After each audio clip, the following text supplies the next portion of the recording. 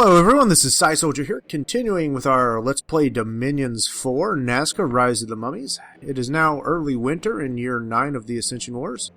We have completed another level in Blood Magic, so we have actually maxed that one out all the way now. We are very close to completely maxing out our research in construction as well.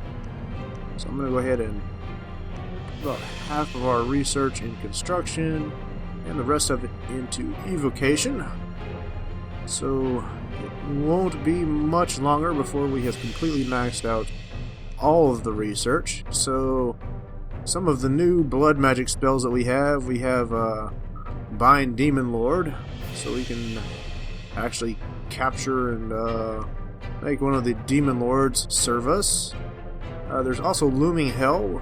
It is a global enchantment, and devils will appear in the dreams of unfortunate enemies whenever they try to sleep, and I think they'll try to assassinate enemy commanders.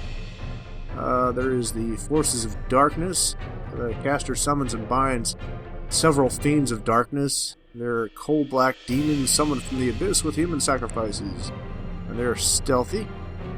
You also have Infernal Crusade. It summons about 10 Demon Knights. They're pretty tough troops. There's Forces of Ice. There are Frost Fiends. You have Infernal Tempest. These are the Storm Demons. They throw lightning at the enemy. We can also cast Horror Seed. That will infect one of the soldiers in an enemy army with a Horror Seed that will actually plant other seeds into other soldiers as well. And whenever they die, there's a good chance that a massive horror is going to spawn out and slaughter everything in the area. So that's kind of a cool spell. Might not be so cool if they die while they're fighting you, and then a horror spawns and starts taking out your own army. There's Damage Reversal. I think that spell is actually in Dominions 3, but I don't think it was called Damage Reversal. I think they just changed the name of it. So yeah, they just also got Claws of Kyokitos and Infernal Prison, which sends an enemy into the Fire Hell or the Frost Hell. So there's a couple new spells there that we can play around with. So we've also cast No More. We didn't find anything. We cast Curse of Blood a couple times. No More again. We summoned another one of those immortal commanders with the Worm That Walks. We did Call of the Wild. I cast Divine Name to make another one of our Tartaran Titans a commander. Apparently one of our Tartarans did some site searching. They didn't find anything. And it looks like man has attacked us in Belfields. So our forces have defeated the attacking force from man. I don't think they actually had much of an army there to actually attack us. We'll just take a quick look at that. Yeah, their army's pretty pathetic, especially considering what they're up against. I do wish I had some flying boots for this Tartaran Titan here. The new Tartaran commanders that I'm creating, they are going to all have flying boots, so they can get past any of the undead that might be in their way. Speed that up. Actually, I don't think we're going to bother watching this, because really there's not much point. And apparently Pelagia has attacked us. Our forces defeated the attacking force from Pelagia. We had quite a few of the Sapayas, so they really didn't have much chance against us there. Our Sapayas are going to pretty much surround them and annihilate them. You can see that their defense skill is 19 and attack skill of 16 versus these guys, which is like 6 and 7. And he's a little better, but still our Spies are just vastly superior in almost every way. So yeah. Basically, we can annihilate Pelagio with our Sepayas. And we have attacked Durland with our King of Banefires. Let's go ahead and watch that one real quick. Nazca is attacking Man in Durland. And I need to set our King of Banefires to cast Phoenix Pyre. I don't think I have him set to do that. Just on the off chance that he actually dies in one of these battles. If he's got Phoenix Pyre, then he won't really die. They'd have to kill him several times, and I just don't see anyone successfully killing him several times. He's wiping these armies out pretty quickly already and taking very little damage, so the chance of anything killing him enough times for Phoenix Pyre to actually not work, slim to none. Sending lots and lots of little bugs to try and kill him. That's not working out very well for them. Alright, and we have a battle in Dovan. Our Wraith Lords have conquered another province. Apparently there's a fortress there, though.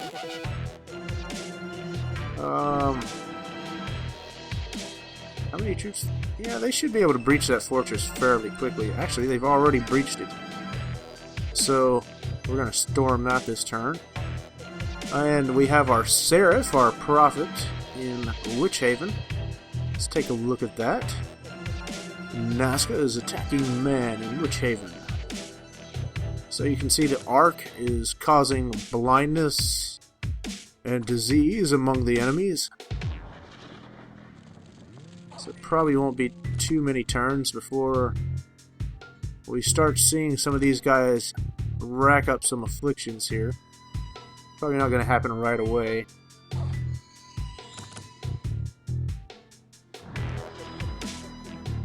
But by the time they actually turn tail and run, I imagine you're going to see a number of these guys with blindness and afflictions.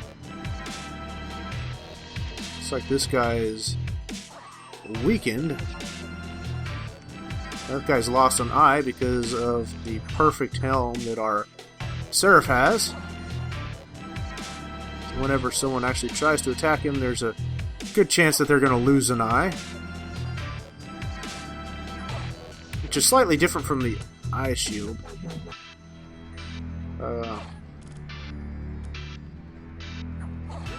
Well, I guess if you had an eye shield, the effects might stack. Most of these guys are probably blind or diseased now. Yeah, like I said, he's blinded. That guy's blinded. Actually, he's blind and he lost an eye.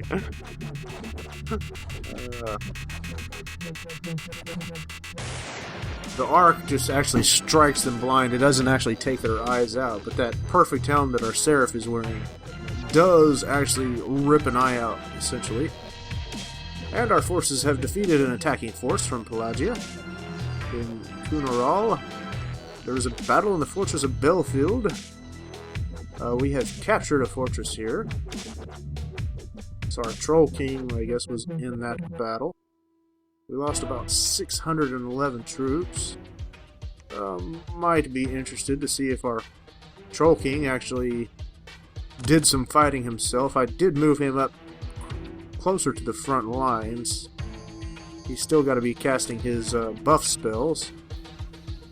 So as he does that, the Long Dead are still going to be moving ahead of him.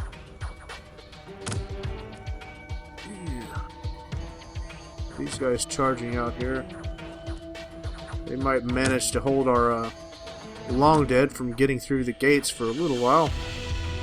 But our Troll King should be ready to go here shortly. And if these guys are still standing by the time he gets to move, might not go so well for them. Don't have quite the huge, gigantic force of Long Dead that we had when we started out here. Looks like these guys are starting to run for it.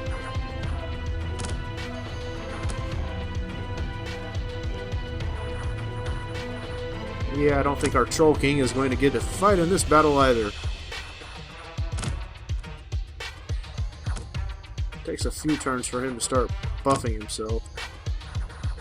And I would greatly appreciate it if our Mound Kings would stay away from the front lines a little more than what they are. I don't know why the heck they have to follow so closely behind the enemy.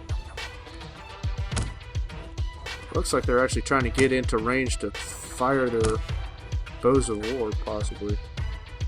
But some of them are taking hits, and that's not exactly making me happy. I wish they would just hang out way back here somewhere. But as of right now, they're nice and in range of these towers. Let's see, did we actually lose any of... Well, we didn't lose any, so that's slightly good news.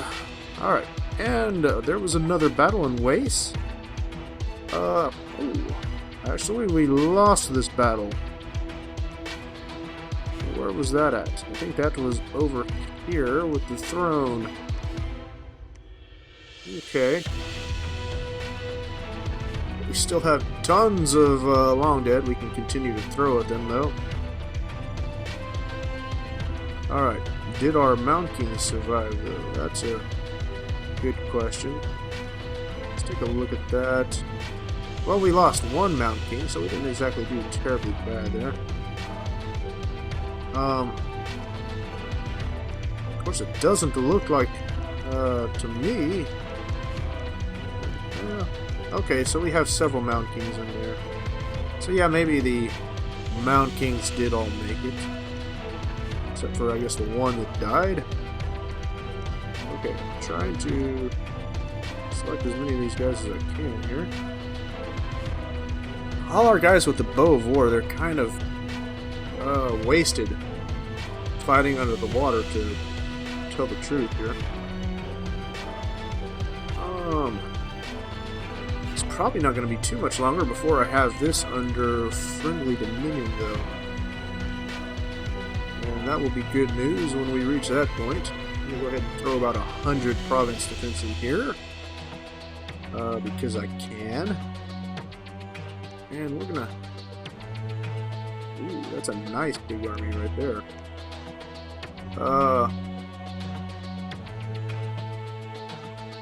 Tempted to go ahead and throw our Seraph Angel against that. Let's do that. But they might all be inside their fortress, and then these guys are going to come in here and... I would love to catch these guys out of their fortress. See if our powerful prophet can eliminate them all by his lonesome here. Throw 100 province defense in there. Okay, so I got plenty of guys in here that need to go back and pick up some more troops.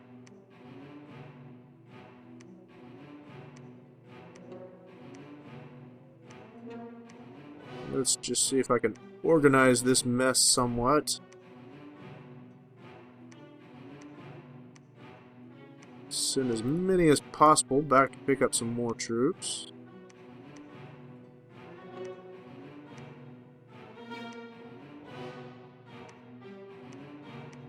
Yeah, I think quite a few of these guys are going to be able to go pick up some more. It's also time, I believe, for us to summon some more Mound Kings.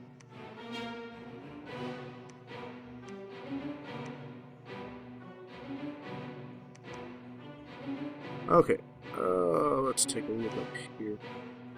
He can lead some of them. Alright, so we have several that are able to actually move back now. I'm going to go ahead and take them.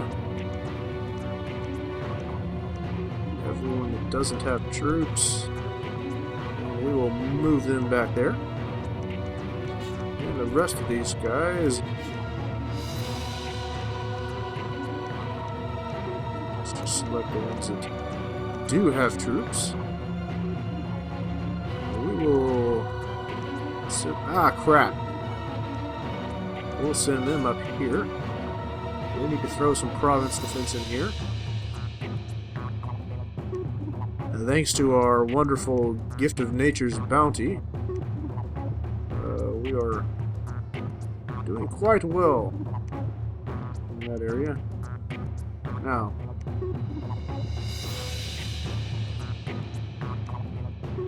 I don't want to move our King of Banefires in with the rest of our undead. Anyways, let's go ahead and reset these spells. The first thing we're going to cast is Phoenix Pyre. This is our spell that gives them a limited immortality. And then we are going to cast, where is it? Invulnerability, as we have been. After that, we'll go for Soul Vortex.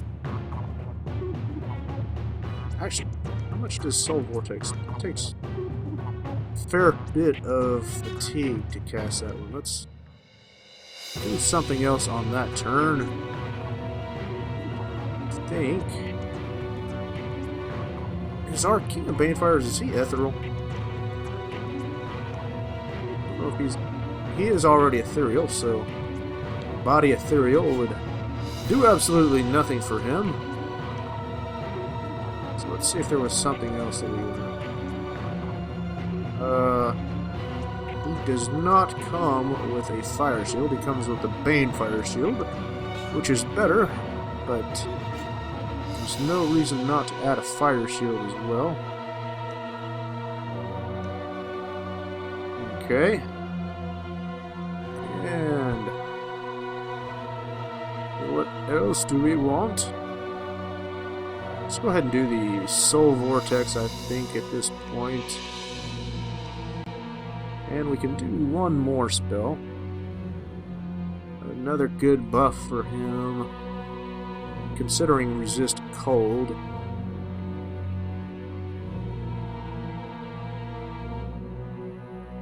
What else would be good for him?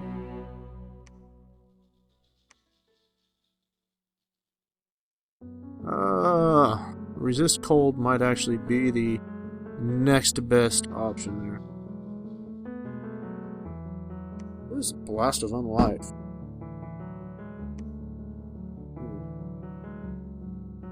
Yes, I think we're going to go for Resist Cold, which will make him highly resistant to cold. And then we're going to have him attack the closest enemy. So he's already got fire resistance. He's basically immune to poison. If I throw some cold resistance on there as well, he'll just be all that more resistant. Basically, the only thing that will hurt him at that point is lightning.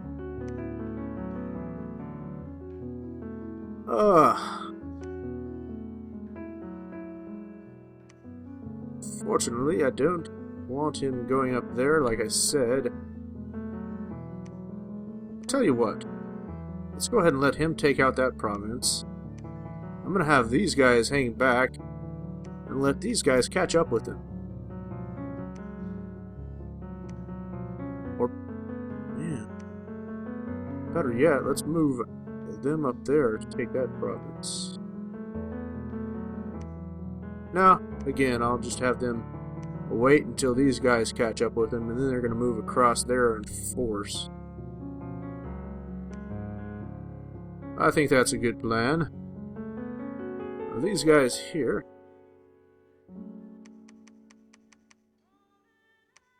Let's select a bunch. Well, shoot. Before I do that, I want to alchemize some here. Well, we need death gems.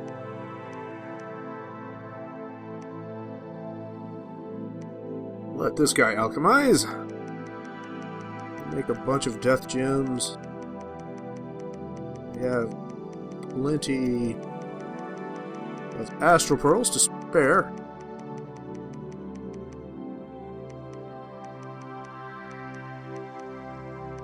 Okay. So, now that I've got that done, let's just select everybody else that's not actually researching. At least everybody that I catch. I'm sure I may be missing a few. I'll need him. Okay, I think I want actually more than that. Let's take some more guys that have death magic.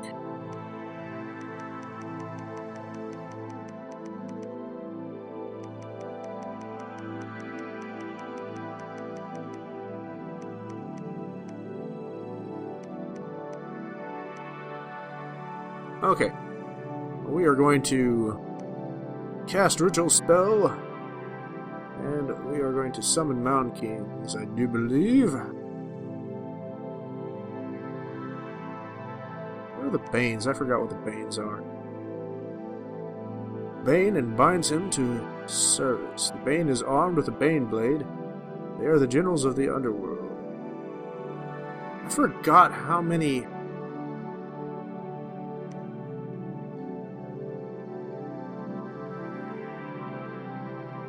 You know, I'm actually kind of having this feeling that Banes are better than the Mound Kings. Let's just summon several Banes. I don't remember if the Banes can go underwater, though. I know the Bane Lords cannot.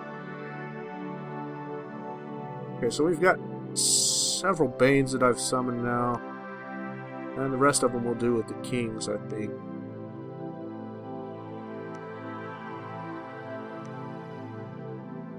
Well, we'll do several more Kings. Anyways.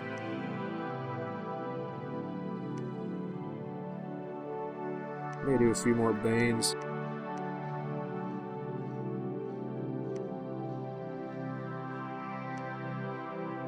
I don't know, a mix of Banes and Kings.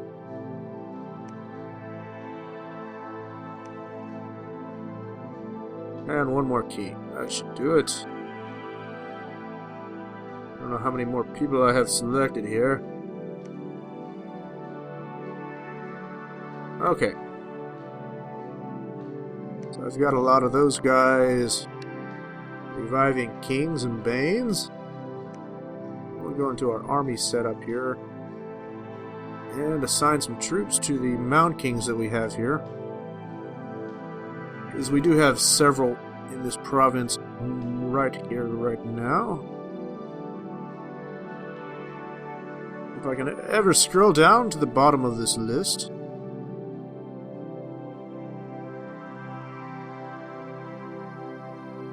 Okay. Here we are. Some to him. Some to him. Some to him as well. And him.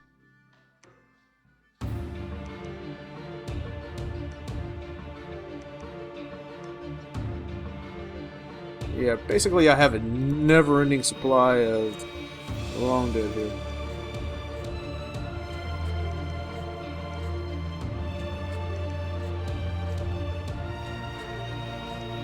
It's kind of cool when you're playing as someone like Nephilim too, because you actually end up with someone who has the ability to reanimate the dead.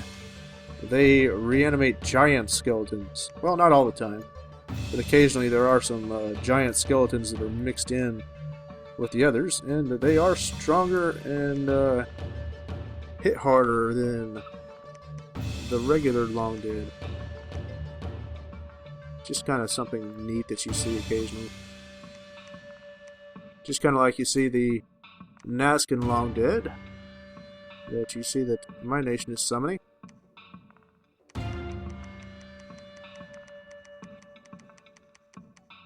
Should still have a bunch more werewolves that are heading down here.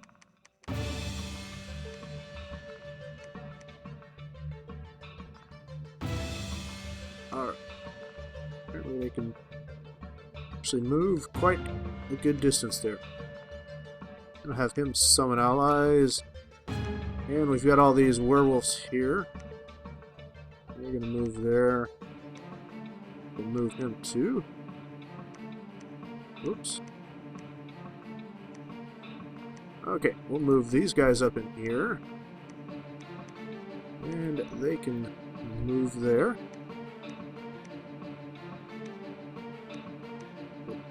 Moving him. Move these two guys. Move them. Basically, every turn I'm getting like 6 more commanders in this province that can summon more long dead.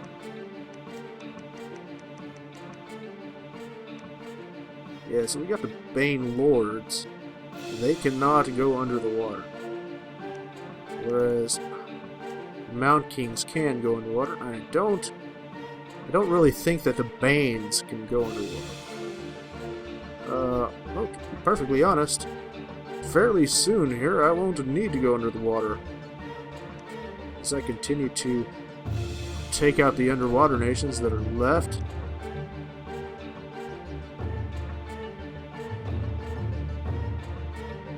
And I've got all these guys I can't forget about that are slowly working their way north. Get some troops with that guy.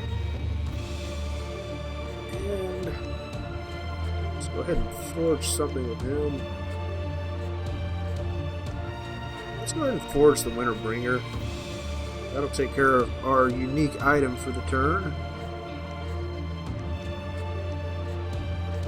And got both of my Vampire Lords selected. So we're going to cast a Ritual Spell. And we're going to do Curse of Blood again. It's actually not going to be enough for us to cast that twice. So we can only cast it one time. Let's see if he can forge any interesting items here.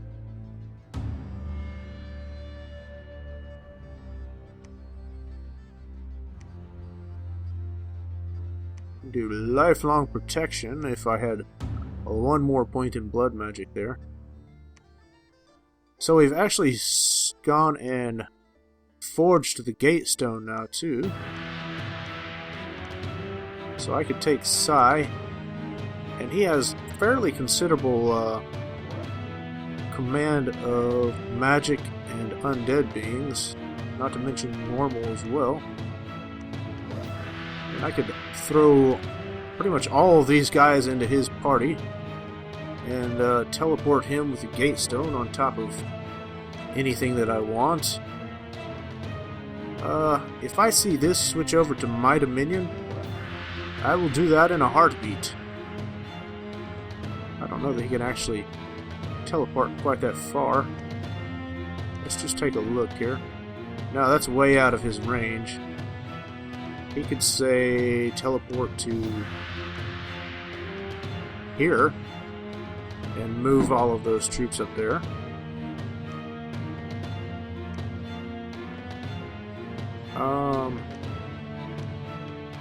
I mean, the undead, our vampires can actually lead a fair number of undead. Our Wraith Lords, our Liches can lead about 300. Our Wraith Lords, they can lead about 210.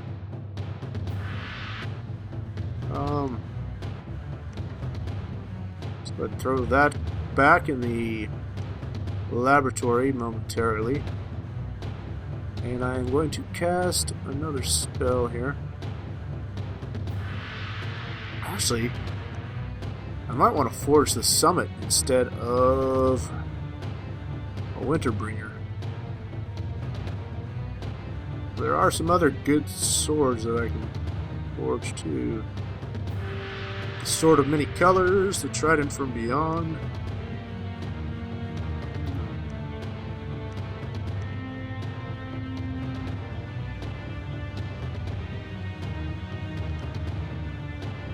What that one was. A deal with the Demon Lord Garion is struck to ensure. Yeah, okay. I don't really care about that. Basically, you have to die in order for that to be useful. Could forge the Orb of Atlantis.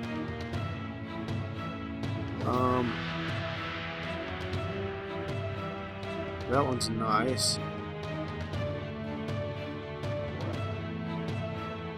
There's still quite a few good items and things that I can actually forge here. I'm actually quite considering the magic lamp. Yeah, forget about Winterbringer. There's other better things that we can forge here. Just have him forge some boots of flying, I guess. I don't know. He'll do a sword of swiftness. I have other guys that can forge boots of flying. Our pretender, however, have this guy research. Our pretender. Where is he? This guy needs to research too. Oh, no, no, no. This guy. He can cast a ritual spell. Divine Name. Where is it? Alright. Cast Divine Name. Let's find another good Tartaran commander. No, she has some afflictions on her. Ah, we have a Tartaran Titan from Nazca right here. I guess he would be the second one here. So we're going to make him another commander. And let's take another look at what we have. Sai. He needs to forge the magic lamp, I think. Alright, so got him doing that.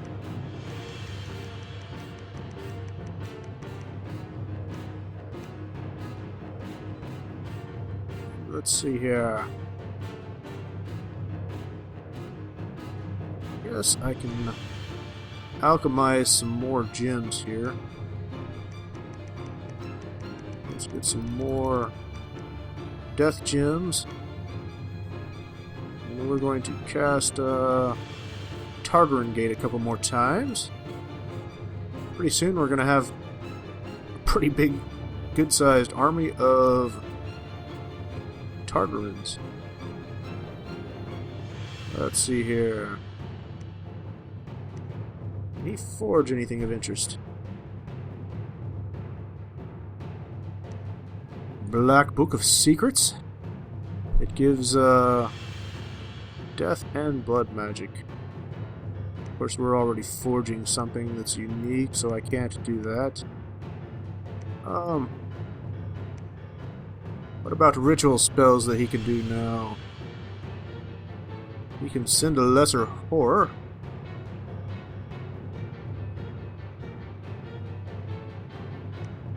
How much blood magic does he have? He's got 3 blood magic. If I gave him Starshine Skullcap, which I'm not seeing at the moment. Do I have...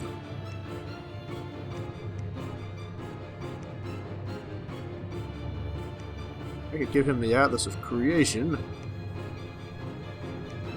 I think that Sai would still be able to forge the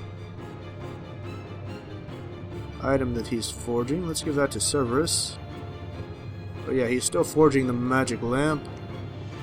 And now, this guy can actually send a horror. Costs 16 blood slaves. Just gonna send a horror to this province right here.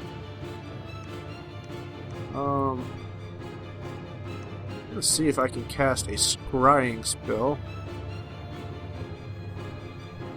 I forget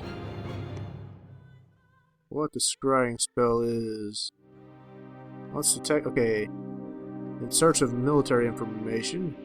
His mind and body are connected with a silvery cord that can be detected by unfriendly astral mages.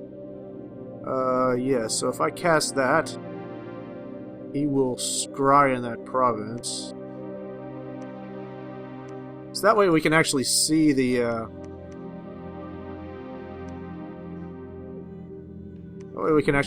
horror attack. So that'll be kind of fun, I think. Just something for the entertainment value.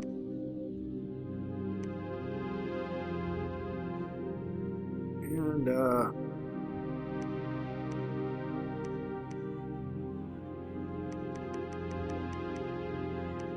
tempted to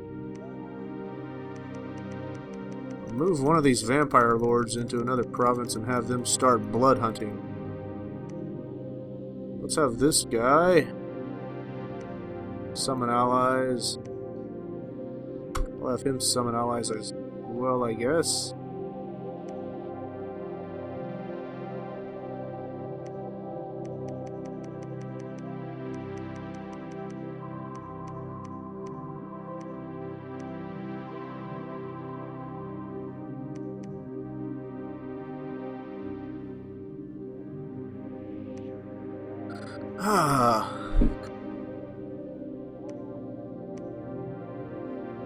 Let's have him summon allies. And I think, since I have all these freaking fire gems, I'm actually going to take a few of my commanders here, and we are going to empower them in fire magic. So I'm getting like 33 fire gems per turn. So it's going to take about 200 fire gems to empower 4 commanders.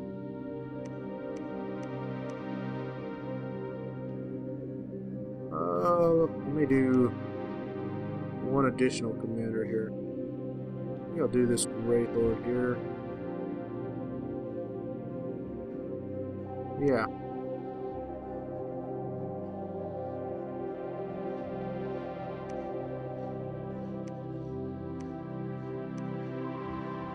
They have a map movement of 3.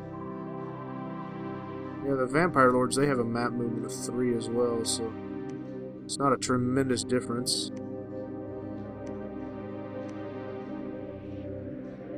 Alright, so I've got several immortal commanders that are being empowered in fire magic.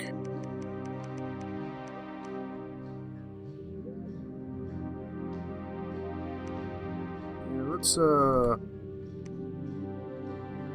have her summon the mage that, or the worm that walks again. I kind of like that spell. Immortal commanders are always cool. Oh, he actually came with some death magic too.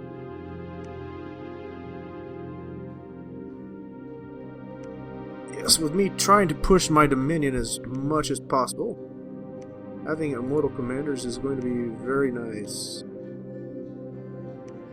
And we actually need to go ahead and move our priests here as well. Fortunately, I can't recruit any underwater priests. Before I send this guy, I need to actually construct a temple with him. And I may have someone else up here. I need to start moving him back so I can build a temple down there. Build some more province defense here.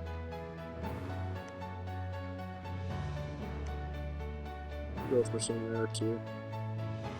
Basically, we're going to have so much province defense that none of the AI players really are going to have much of a hope to actually take us on. I mean, sure, they can take a couple provinces, but they're going to be worn out by the time they do that.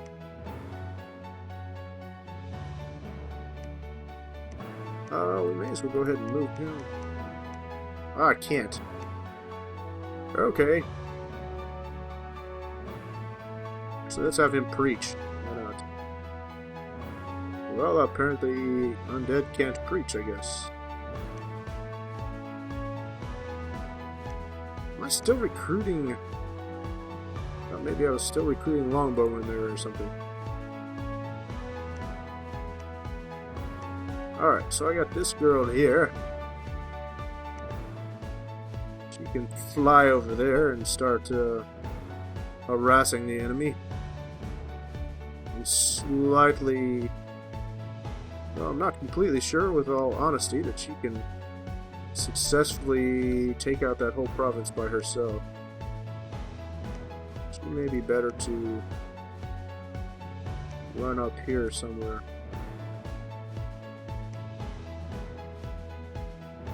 Yeah, just send her up there.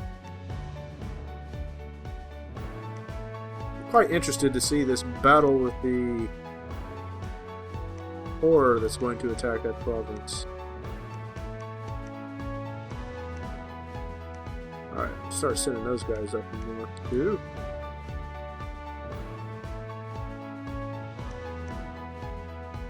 Alright, I think we're pretty much ready and good to go here. Got our unique item being forged. We're making the magic lamp. We're empowering some immortal guys in fire. Let's do something with him to just have him summon allies this turn. Oh no! Apparently I've messed up a ritual spell that I was being cast. Somebody needs to cast Cursed Blood there. And Bloodright only summons 3 vampires, which is pretty pathetic, considering that if I cast Cursed Blood, they can summon a vampire every turn. I think I may have canceled one of the empowerments that I was doing. No, apparently not. Okay, so I think that's going to do it for this turn. I'm going to go ahead and end it here. As always, if you enjoy our videos, I hope you'll like and subscribe. And we will see you again next time, as hopefully we have some interesting battles to watch. Thank you very much.